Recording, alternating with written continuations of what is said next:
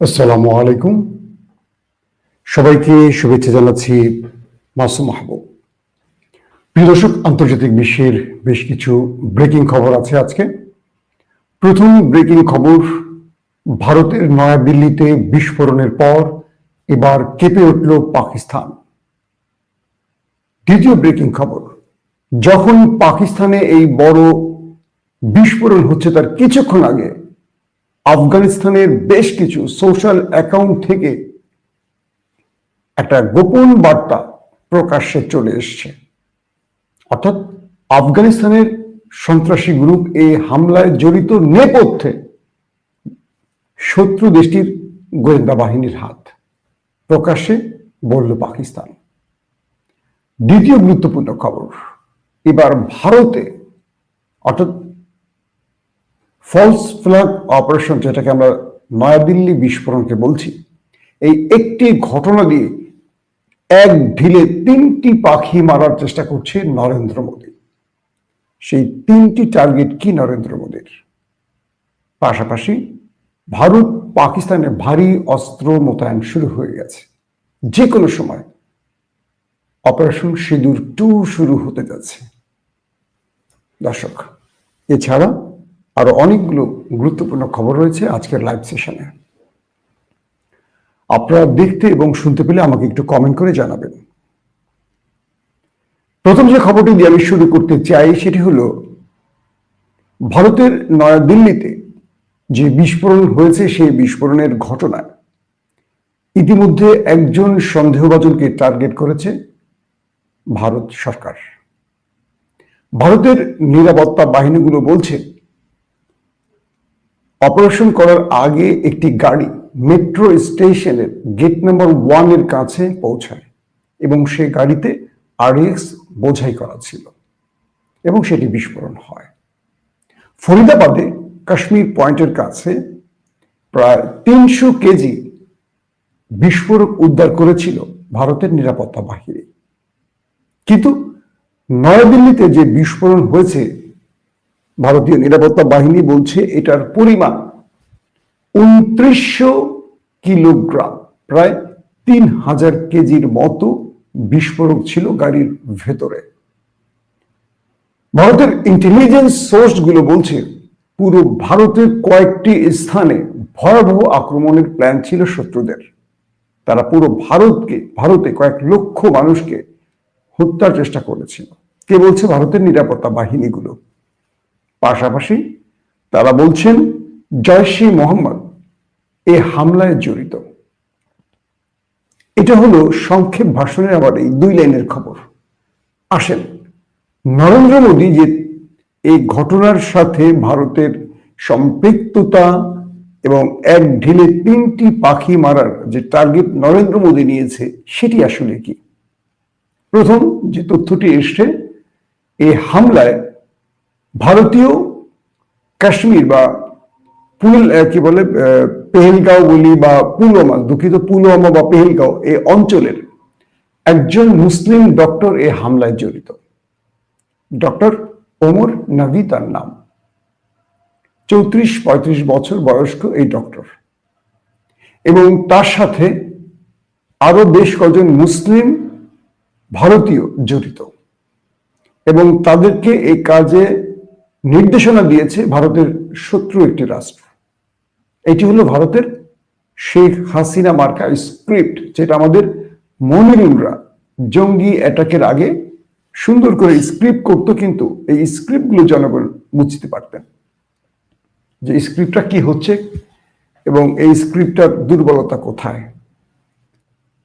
প্রথম যে টার্গেটটা নরেন্দ্র মোদী, সেটি হলো এই হামলায় জড়িত ভারতে থাকা একজন মুসলিম ডক্টর, যার নাম ডক্টর ওমর নবী। প্রশ্ন করেন, MBBS পাশ করা একজন কাশ্মীরি যুবক, তিনি কেন RDX ভর্তি করে 3000 কেজির মতো বিস্ফোরক নিয়ে আত্মঘাতী হামলা চালাবেন? একজন ডক্টর যিনি মানুষের জীবন বাঁচাবার জন্য লড়াই করেন, বা একজন ডক্টর যিনি পেশায় সর্বোচ্চ পদে বসে আছেন, একজন ডক্টর যিনি তার পুরো ক্যারিয়ারের জন্য তার জীবনের সমস্ত মূল্যবান সময়গুলো ব্যয় করেছেন বিদ্যা অর্জনে, অর্থাৎ ডাক্তারি পড়ার জন্য। ওমর নবীর পরিবার এবং তার বন্ধুদের মধ্য থেকে অনেকেই বলেছেন, বিশেষ করে তার ভাইয়েরা বলেছেন যে আমার ভাই কোনো সন্ত্রাসী সংগঠনের লোক নন, তিনি ভারতকে ভালোবাসেন, মানে দেশকে ভালোবাসেন এবং দেশের জন্য তিনি নিবেদিত প্রাণ। এটি বিজেপি নিয়ন্ত্রিত একটি ফেক স্ক্রিপ্ট, অর্থাৎ ভারতের মুসলমানদেরকে দায়ী করার জন্য ওমর নবীকে টার্গেট করা হয়েছে এবং যারা এই স্ক্রিপ্ট লিখেছে তারা ভারতের এজেন্সির লোক। যেমন পেহেলগাঁওর ঘটনায়ও একইভাবে তারা টার্গেট করেছিল মুসলিম পাকিস্তানিদের, মুসলিম কাশ্মীরি এবং পরবর্তী তাদের হ্যান্ডেলার হিসেবে পাকিস্তানকে, এবং এটার জোর প্রতিবাদ পাকিস্তান করেছিল এবং আজ পর্যন্ত ভারত সরকার তার প্রমাণ দিতে পারেনি। এখন বলছেন ওমর নবী তিনি এই আক্রমণ করেছেন এবং তাকে জয়শে মোহাম্মদ নেপথ্য থেকে সব সরবরাহ করেছে, আর এর সঙ্গে পাকিস্তান জড়িত থাকার সম্ভাবনা বেশি। নরেন্দ্র মোদী চলে গেলেন ভুটানে এবং তিনি সেখানে যে বক্তব্যটি দিয়েছেন সেখানে বলেছেন যে ভারতের জন্য আমার মন খারাপ।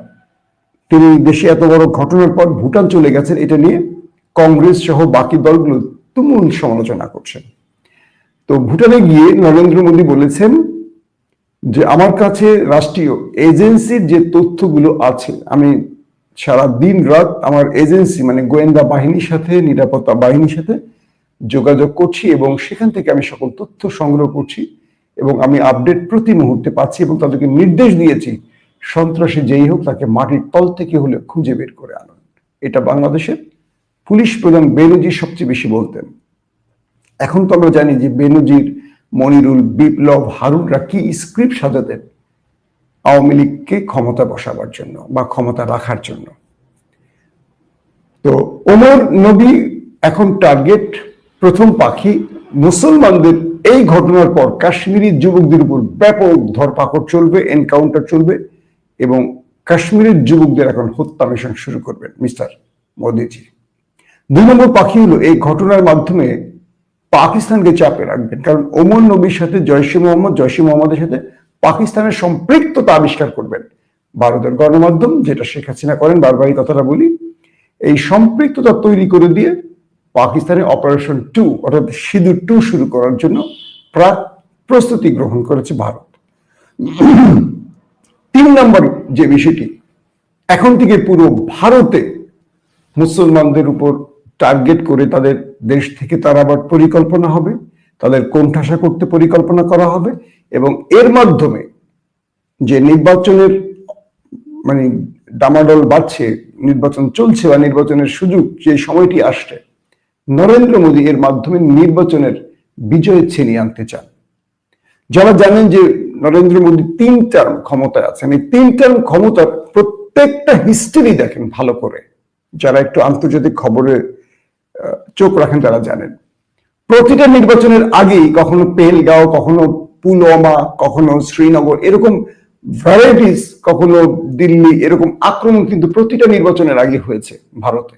কারণ এই নির্বাচনের আগে বিজেপি সরকার নিজেরাই এই ফলস ফ্ল্যাগ অপারেশন করে পাকিস্তানের সাথে একটা উত্তপ্ত পরিবেশ সৃষ্টি করে পুরো ভারতীয়দের সিম্পেথি নিজেদের পক্ষে নেওয়ার চেষ্টা করে বিজেপি। এটা কিন্তু আমার বক্তব্য না, এটা কংগ্রেসও বলে। এবং দেখবেন যে নরেন্দ্র মোদী লোকসভা বলি, বিধানসভা বলি, যখনই নির্বাচনের মুখোমুখি হন তখনই হঠাৎ করে ভারতের মধ্যে এই আক্রমণ, আত্মঘাতী আক্রমণ, সন্ত্রাসী হামলার ঘটনাগুলো ঘটে। আর এইটাকে ইস্যু করে এইভাবে তিনি বিজয় নেন। অর্থাৎ নরেন্দ্র মোদী শেখ হাসিনার খুব প্রিয় দোস্ত। শেখ হাসিনা বাংলাদেশে প্রতিটা নির্বাচনের আগে অবৈধ যে নির্বাচনগুলো করেছেন, এই নির্বাচনগুলোর আগে আমরা দেখতাম জঙ্গি হামলার ঘটনা। আসলে একটা জঙ্গি হামলার আমরা ঘটনা পাইনি গত 16 বছর। কি পেয়েছি? একটা বাসা ঘিরে রেখেছে এবং আমাদের স্বনামধন্য কাউন্টার টেরোরিজম সেখানে ঢুকছেন, ফায়ারিং করে 5-7 জন যুবককে মেরে নিয়ে আসছেন। এবং আমি এমনও শুনেছি অনেক মেডিকেল ডক্টররাও বলেছেন এই লাশগুলো কয়েক ঘন্টা আগে বা কয়েকদিন আগে মারা গেছে। অর্থাৎ একটা তাজা, মানে একটা মানুষকে এখন মারছে 2 ঘন্টা পর তার লাশ বের করে আনা একরকম, তাদের আর যে মানুষটা একদিন আগে বা 24 ঘন্টা আগে মারা গেছে তার লাশ একরকম। তার মানে ভেতরে তাদেরকে মেরে রাখা হয়, অথবা কখনো তাদেরকে জীবিত রাখা হয়, হাত পা বেঁধে রাখা হয়, তারপর তারা বাইরে থেকে গোলাগুলি করে তাদেরকে মেরে বলে যে আমরা এই বিশাল উদ্ধার করে এসছি। কিন্তু কখনো শুনেছেন এইভাবে যে এই মানে হলি আর্টিজান ছাড়া যে সন্ত্রাসীদের সাথে বা জঙ্গিদের সাথে পুলিশ ব্যাপক গোলাগুলি করেছে? কিচ্ছু না। র্যাব নিজেই অভিযান চালাতো, এবং র্যাব নিজেই, আমি র্যাবের অনেক আমার বন্ধুরা এই তথ্যগুলো আমাদের দিতেন, সবাই তো আওয়ামী লীগের না, কিছু র্যাব তো আছেন দেশপ্রেমিক, পুলিশের মধ্যে তো আছেন দেশপ্রেমিক, এখন তো দেখতে পাচ্ছেন অনেক দেশপ্রেমিক অফিসারের চেহারা আমরা নতুন করে দেখতে পাচ্ছি। এরাই আমাদের বলতো যে ভাই আজকে একটা অভিযান আছে। আবার এরাই আমাদেরকে বলতো যে পুলিশ বা র্যাব গুলি করে এই ছেলেদেরকে, নিরীহ ছেলেদেরকে মারতো, মেরে নিজেরাই র্যাবের গাড়িতে গুলি টুলি করতো, বলতো যে ক্রস ফায়ার হয়েছে। কিন্তু কখনো শুনছেন কোন একটা জঙ্গির হাতে একজন র্যাব সদস্য মারা গেছে, পুলিশ সদস্য মারা গেছে, হলি আর্টিজান ছাড়া? কিন্তু পাকিস্তানে প্রতিদিন সন্ত্রাসী মানে জঙ্গি হামলা হচ্ছে। আজকেও পাকিস্তানে 12 জন মারা গেছে। নিরাপত্তা বাহিনী, পুলিশ, রেঞ্জার্স, এফসি, সেনাবাহিনী প্রতিদিন মারা যাচ্ছে পাকিস্তানে। পাকিস্তানের সেনাবাহিনী এতই স্ট্রং, এফসি, রেঞ্জার্স, আমাদের এই পুলিশ র্যাবের চেয়ে বহুগুণ স্ট্রং, আধুনিক অস্ত্র সম্বলিত। তারাই 10 জন, 12 জন, 8 জন, 7 জন করে মারা যাচ্ছে প্রতিদিনই কম বেশি। আর বাংলাদেশে কোনোদিন শুনিনি একজন র্যাব গুলি বিদ্ধ হয়ে মারা গেছে, শুধু তারাই মেরে আসছেন। তো এই যে মিথ্যা স্ক্রিপ্ট গুলো এখন নরেন্দ্র মোদী, যেহেতু হাসিনা আপা ওই দেশে আছেন, এই স্ক্রিপ্ট গুলো মেবি তিনি লিখে দিচ্ছেন, সেখানে সবাই তো সেখানেই আছে। নাম্বার 1। নাম্বার 2, বুঝতে পারছেন নরেন্দ্র মোদীর এক ঢিলে 3 পাখি মারার। একটা হলো ভারত থেকে মুসলিম খেদাবে, 2 নম্বর হলো এই মুসলিম যুবক, কাশ্মীরি যুবকের নামটি এই হামলার সঙ্গে জড়িত করে, একজন ডক্টরের নাম জড়িত করে পাকিস্তানকে টার্গেট, 3 নির্বাচনী বৈতরণী পার হবেন। গেল। পাকিস্তানে 24 ঘন্টা মানে ভারতে আক্রমণের 24 ঘন্টা পর এবার পাকিস্তানের রাজধানী খোদ ইসলামাবাদের হাইকোর্টের সামনে, আদালতের সামনে ভয়াবহ বিস্ফোরণ হয়েছে। এবং সেই বিস্ফোরণে এখন পর্যন্ত আমার কাছে তথ্য হলো 12 জন, কয়েকটি সূত্র বলছে 14 জন প্রাণ হারিয়েছে, কয়েক শত আহত আছে। সন্ত্রাসীরা, আমি পাকিস্তানের আমার বন্ধুদের সাথে যে কথা বলেছি, সাংবাদিক যারা গণমাধ্যম কর্মী, তাদের সাথে কথা বলে জেনেছি, সন্ত্রাসীরা আদালতের খুব কাছে এসে তারা আদালতের ভিতরে আক্রমণের পরিকল্পনা করছিল। তো হঠাৎ করে একটি পুলিশ ভ্যান সেই সন্ত্রাসীদের গাড়ির সামনে চলে আসলে তারা সেখানে আর মুভ করতে পারেনি। তখন তারা সেখানে বিস্ফোরণ ঘটায়। পুলিশ ভ্যানটি সেখানে ছিল, টহল পুলিশ। তো ওই সময়তে এই সন্ত্রাসীরা সেই জায়গাটা র্যাকি করে, অ্যাটাকিং এর আগে র্যাকি করে, তারপর দ্বিতীয় দফা আক্রমণের আগে তারা যখন আদালতের ভিতরে ঢুকতে পারেনি, তখন তারা সেখানে সেকেন্ড হ্যান্ডেলারের সাথে, অর্থাৎ যিনি বিস্ফোরণ ঘটাবে, আত্মঘাতী হামলা করবে, তিনি আরেকজনের সাথে ফোনে কথা বলছিলেন। তো পাকিস্তানের নিরাপত্তা বাহিনী ওই সময় ওখানে যে কথাবার্তা হয়েছে এটার তথ্য উপাত্ত সংগ্রহ করছে। কয়েকটা সূত্র বলছেন ইতিমধ্যে আক্রমণকারী যে লাস্ট টেলিফোনে কথা বলছেন, সেই টেলিফোন সংযোগটি ছিল আফগানিস্তান থেকে, অর্থাৎ আফগানিস্তান থেকে মূল হ্যান্ডেলার এই আক্রমণের নেতৃত্ব দিয়েছেন। আর আফগানিস্তানে এই মুহূর্তে কারা বসে আছেন? তালেবান সরকারের উপর একটি মানে ভারতের, দুঃখিত, পাকিস্তানের প্রতিবেশী শত্রু দেশের এজেন্সিরা এবং তাদের ইন্টেলিজেন্সের আরো অনেক, কি বলবো, জঙ্গি সন্ত্রাসীরা। তো পাকিস্তান এই ঘটনার জন্য সেনাপ্রধান এবং প্রধানমন্ত্রী পুরোপুরি আফগান এবং ভারতকে দায়ী করেছে। আফগানিস্তানের শেষ বৈঠকে তুরস্কে ব্যর্থ হওয়ার পর আফগান এমন একটি মেসেজ দিয়েছিল, এবং আজকে এই আক্রমণের আগেই আফগানের কয়েকটি টুইট এবং সোশ্যাল অ্যাকাউন্ট থেকে পোস্ট হয়েছে ওয়েলকাম ইসলামাবাদ, এবং কয়েকটি অ্যাকাউন্টে ইসলামাবাদের কিছু ছবি দিয়ে বলা হয়েছে যে ইসলামাবাদ জ্বলছে। তখন অ্যাটাক হয়নি। আফগানিস্তান থেকে এই বিষয়গুলো ইতিমধ্যে সোশ্যাল মিডিয়াতে চলে এসছে। তার মানে এই আক্রমণ আফগানিস্তানের পরিকল্পনা হয়েছে, আর আফগানিস্তানকে এই পরিকল্পনা সাজিয়ে দিয়েছে বা আফগানিস্তানের ঘাড়ে বসে পুরো পরিকল্পনা রেডি করেছে পাকিস্তানের শত্রু দেশের গোয়েন্দারা। এটা স্পষ্ট হয়ে গেছে। এখন আপনারা বলেন, যারা আফগান বা তালেবানদের খুব ভালোবাসেন, আত্মঘাতী হামলা ইসলামে জায়েজ? এক, এক মুসলিম আরেক মুসলিমকে হত্যা করতে পারে? দুই, কোন মুসলিম নিরপরাধ মানুষকে হত্যা করতে পারে? যদি এই ঘটনায় প্রমাণিত হয় তালেবানরা ভারতকে সহযোগিতা করেছে, আমি মনে করি তালেবানদের এই মুহূর্তে ক্ষমতা থেকে নামানো বা তাদের বিরুদ্ধে বিদ্রোহ করা বা তাদের বিরুদ্ধে যুদ্ধ করা ফরজ হয়ে যাবে। কারণ যারা মারা গেছেন তারা পাকিস্তানের নিরীহ মুসলিমরা। এবং দেখেন, খুব ইন্টারেস্টিং ব্যাপার, এই ঘটনায় ভারতের নয়াদিল্লিতে যে বিস্ফোরণ হয়েছে সেই জন্য শোক জানিয়েছে বাংলাদেশ এবং আফগানিস্তান। কিন্তু আফগানিস্তান পাকিস্তানে যে আক্রমণ হয়ে 12টা মানুষ প্রাণ হারালো, আরো কয়েক শত মানুষ আহত হয়ে হাসপাতালে মৃত্যুর সাথে লড়াই করছে, তাদের জন্য শোক জানায় নাই। অথচ আমেরিকার হাত থেকে এই দেশটাকে আবারও স্বাধীন করে দিয়েছিল এই পাকিস্তান, পাকিস্তানের ইন্টেলিজেন্স সেনাবাহিনী। কত বড় অকৃতজ্ঞ আফগান তালেবানরা! অথচ তাদের মাথায় টুপি, বড় পাঞ্জাবি দেখে আমরা তাদের ইসলামের সবচেয়ে বড় খেদমতকারী মনে করছি, কিন্তু এরা কত বড় ভণ্ড প্রমাণ পাচ্ছেন আপনারা। পাকিস্তানের পক্ষ থেকে বলা হয়েছে তারা বড় রকম প্রতিশোধ নিতে যাচ্ছে, যে কোনো সময় হতে পারে, আজ রাতে বিশাল অপারেশন শুরু হচ্ছে। পাকিস্তানের ইন্টেলিজেন্স সকল দফতরগুলো এই হামলার তথ্য প্রমাণ সংগ্রহ করে পাল্টা প্রতিশোধ নিতে যাচ্ছে। এক বাক্যে বলতে পারি, আফগান পাকিস্তান, আফগান ভারত নতুন করে যুদ্ধের দিকে হাঁটছে।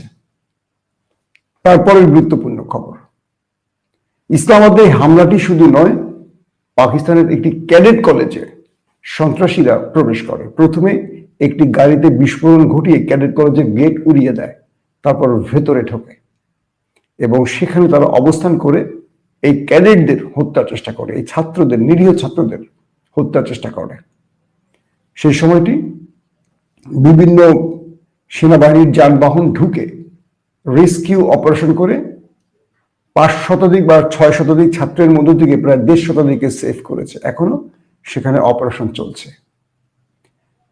আগামী 24 থেকে 48 ঘন্টা ভারত, পাকিস্তান, আফগানিস্তানের জন্য খুব কি বলবো ক্রুশিয়াল টাইম। অনেক বড় ঘটনা ঘটতে যাচ্ছে তিনটা দেশে। এর চেয়ে বড় অ্যাকশন শুরু হবে।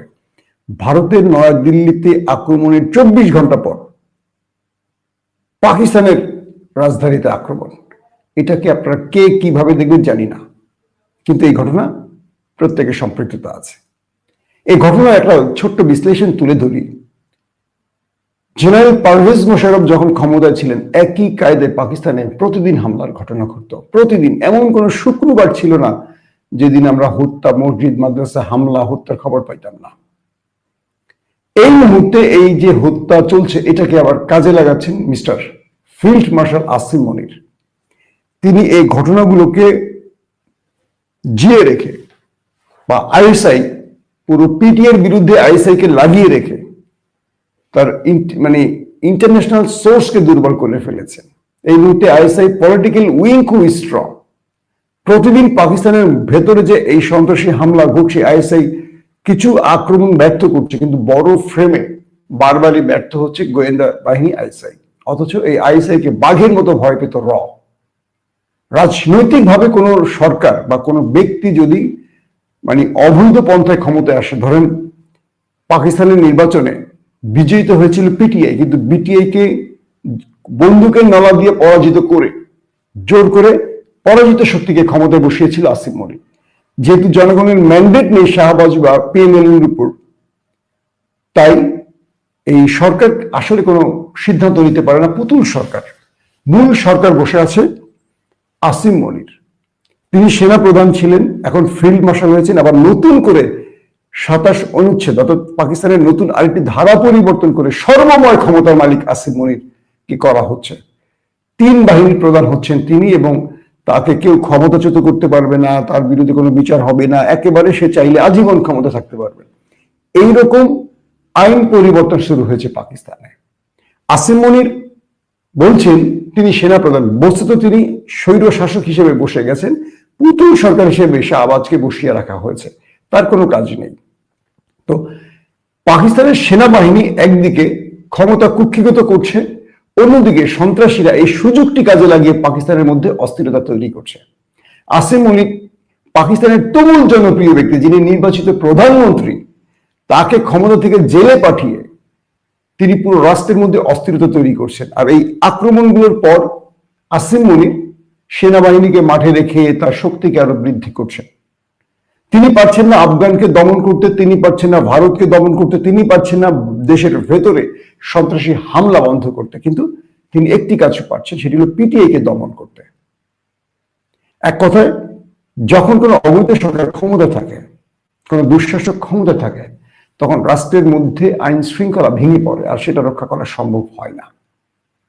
এই মুহূর্তে ইমরান খানকে মুক্তি দিয়ে একটি জনগণের সরকার প্রতিষ্ঠিত হলে এই হামলাগুলো বন্ধ হয়ে যেত। ইমরান খান 3 থেকে 3.5 বছর যে ক্ষমতা ছিলেন, এই সময়টি ছিল পাকিস্তানের ইতিহাসে স্বর্ণযুগ। অর্থাৎ এই হামলা বহু অংশে কমে গেছে, সকল পক্ষকে তিনি লাইনে নিয়ে আসছিলেন। কিন্তু আসিম মনির এগুলো পুঁজি করে এখন রাজনীতি করছেন, ক্ষমতার সর্বোচ্চ পদে বসার চেষ্টা করছেন। এখন দায়ী করব কাকে? এই সুযোগটি কাজে লাগাচ্ছে আফগান তালেবান, এই সুযোগটি কাজে লাগাচ্ছে ভারত। এদিকে সীমান্তে পাকিস্তান তাদের ভারী অস্ত্র মোতায়েন করেছে, ভারতও মোতায়েন করেছে। অন্যদিকে আফগানিস্তানের তালেবানরাও সীমান্তে ভারী অস্ত্র মোতায়েন করছে। একটা ভয়াবহ যুদ্ধের দিকে যাচ্ছে দক্ষিণ এশিয়ার এই গুরুত্বপূর্ণ 3টি দেশ। পাকিস্তান বলছে, আমরা শত্রুর বিরুদ্ধে কঠোর প্রতিরোধ গড়ছি, প্রতিবাদ করছি এবং তাদের প্রতিঘাতের জন্য প্রস্তুতি নিচ্ছি। তার মানে আফগানিস্তানে বড় রকমের স্ট্রাইক চালাবে পাকিস্তান, আর এতে করে আরো বহু মানুষের প্রাণ যাবে। সবাই তো সন্ত্রাসী না, কিছু নিরীহ মানুষের প্রাণ যাবে। মানুষের প্রাণের বিনিময় রাষ্ট্র এভাবেই তাদের ষড়যন্ত্র বাস্তবায়ন করে। তালেবানরা করছে একদিকে ষড়যন্ত্র বাস্তবায়ন, ভারতের সাহায্য নিয়ে, ভারতের মদতপুষ্ট হয়ে, ভারতের প্রেসক্রিপশনে। ঠিক শেখ হাসিনা যা করেছিল বাংলাদেশে ভারতের মদত নিয়ে, ঠিক আফগানিস্তান সেই কাজটা করছে। আর পাকিস্তান যেহেতু রাজনৈতিকভাবে অস্থিরতা আছে, অবৈধ সরকার আছে, এই সুযোগটিতে শত্রুরা আঘাত করছে। আর আসিম মনির এই সুযোগটিকে পুঁজি করে তার শক্তি আরো বৃদ্ধি করছে। এখান থেকে মুক্তির একটি উপায় হলো ইমরানকে মুক্তি দিয়ে ক্ষমতায় চেয়ারে বসা, প্রধানমন্ত্রী করা। এর বিকল্প আর কিছু সম্ভব না। আর পাকিস্তান ভারত যে যুদ্ধের দিকে এগুচ্ছে, এটি হচ্ছে নিউক্লিয়ার যুদ্ধ, মনে রাখবেন। দুই পক্ষই নিউক্লিয়ারকে প্রস্তুত করছেন আক্রমণের জন্য। এবং এই দিল্লি এবং ইসলামাবাদ এবং ক্যাডেট কলেজের এই ঘটনাগুলোতে এই দেশ দুটো যে কোনো সময় আক্রমণে জড়িয়ে পড়বে। পাকিস্তান বলছে ভারতের যে কোনো আগ্রাসন মোকাবেলায় তারা প্রস্তুত, আর ভারত বলছে সন্ত্রাসীদের মূল ঘাঁটিতে আমরা আক্রমণ করতে যাচ্ছি। তার মানে পাকিস্তানে তারা আক্রমণ করবে। এই পরিস্থিতিতে আবারও বলবো, আন্তর্জাতিক মহলকে এগিয়ে আসা উচিত। একটা বড় যুদ্ধের আগে অবশ্যই আমেরিকা, রাশিয়া, তুরস্কের মতো শক্তিশালী দেশগুলোকে ভূমিকা রেখে যুদ্ধ থামিয়ে দেওয়া খুব জরুরি। আবারও বলছি, শেষ বাক্যটি, আমরা যুদ্ধ চাই না, আমরা শান্তি চাই। আমরা চাই না কোনো মানুষ এই যুদ্ধের খেলায় প্রাণ হারাক। আমরা চাই না কোনো পাকিস্তানি, ভারতীয়, আফগান সেনারা অকারণে প্রাণ হারাক। কারণ এদের প্রাণের বিনিময় উঁচু চেয়ারে বসে থাকা আসিম মনিররা তাদের স্বার্থ বাগিয়ে নেন, অবৈধ টাকার মালিক হন, অবৈধ ক্ষমতার মালিক হন, যেমনটি বাংলাদেশেও হয়। আমাদের কর্মীরা মারা যায়, নেতারা মাখন খায়। আমাদের বোকা কর্মীরা জীবন দেয়, অমুক ভাই তমুক ভাই রাস্তায় গুলি খেয়ে শুয়ে পড়ে, তার পরিবার ভিক্ষা করে খায়, আর নেতারা সেই লাশকে বিক্রি করে, সেই লাশকে মাথায় রেখে, সেই লাশকে সামনে নিয়ে রাজনীতি করে ক্ষমতার চেয়ারে বসে। তাই বলছি, রাজনীতির নামে আর সেই বোকামি করবেন না। নিজের জীবনের চেয়ে, নিজের পরিবারের চেয়ে মূল্যবান আর কিছু হতে পারে না। আল্লাহ হাফেজ।